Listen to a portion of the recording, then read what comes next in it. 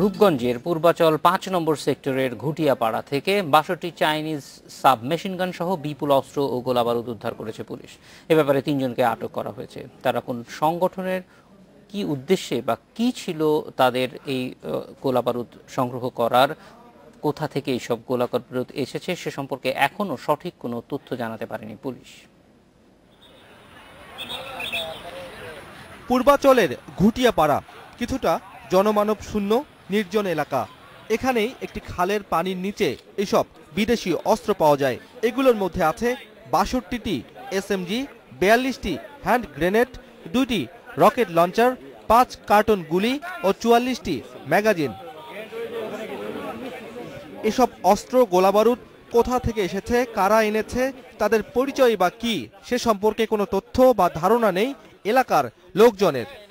আরো যে না হয় ঘটনাটা এরকমের, সেটা আমরা আশা করি সরকারের কাছ থেকে। এ পর্যন্ত আটক সবার বাড়ি পূর্বাচলের ঘুটিয়াপাড়ায়, তবে তাদের পরিচয় জানায়নি পুলিশ। এ ঘটনার পেছনে জঙ্গি কর্মকাণ্ড, রাজনৈতিক কোনো অসৎ উদ্দেশ্য অথবা আন্তর্জাতিক ও আন্তদেশীয় কোনো ষড়যন্ত্র থাকতে পারে বলে ধারণা গোয়েন্দাদের।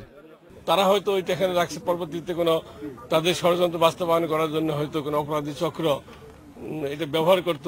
আমরা আশা করি আমরা সূত্র পাবো যে কারা কিভাবে কেন রাখছে, কারা রাখছিল সেটা আমরা মনে হয় পাবো, যেহেতু আমরা আমাদের কাছে গ্রেপ্তার করা আছে।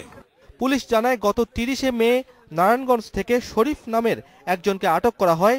তার কাছ থেকে পাওয়া তথ্য অনুযায়ী গত রাতে ঘুটিয়াপাড়া থেকে অস্ত্রসহ ২ জনকে আটক করা হয়। তাদের স্বীকারোক্তি অনুযায়ী রাত ১টার দিকে ঘুটিয়াপাড়ায় অভিযান শুরু হয়। ওই অস্ত্র পাওয়ার পর তারা জিজ্ঞেস করলাম আরো অস্ত্র আছে কিনা, তখন সে বলছে যে আরো অস্ত্র আছে, ওখানে আছে। কেন তারা রেখেছিল এটা এখন পর্যন্ত পুরোপুরি জিজ্ঞাসা করতে পাইনি আমরা। রাত্রের ঘটনা তো আমরা এখন ডিটেলস আমরা তদন্ত জিজ্ঞাসাবাদ কমিটি করে দেবো, বিশেষ কমিটি করে দেবো। এখন পর্যন্ত বলা যাবে না। কোন ধরনের বড় ধরনের হামলার পরিকল্পনা ছিল কিনা থাকতে পারে, আমরা ধারণা করি থাকতে পারে, নাহলে কেন রাখবে। বড় ধরনের কোনো হামলার পরিকল্পনা থেকেই এসব অস্ত্র গোলাবারুদ মজুত করা হয়েছিল বলে প্রাথমিক অনুসন্ধানে জানতে পেরেছে গোয়েন্দারা। এই ঘটনায় পুলিশ সদর দপ্তর ঢাকার রেঞ্জ ডিআইজিকে প্রধান করে একটি তদন্ত কমিটি গঠন করেছে। Abdullah Al Rafi, independent news, Dhaka.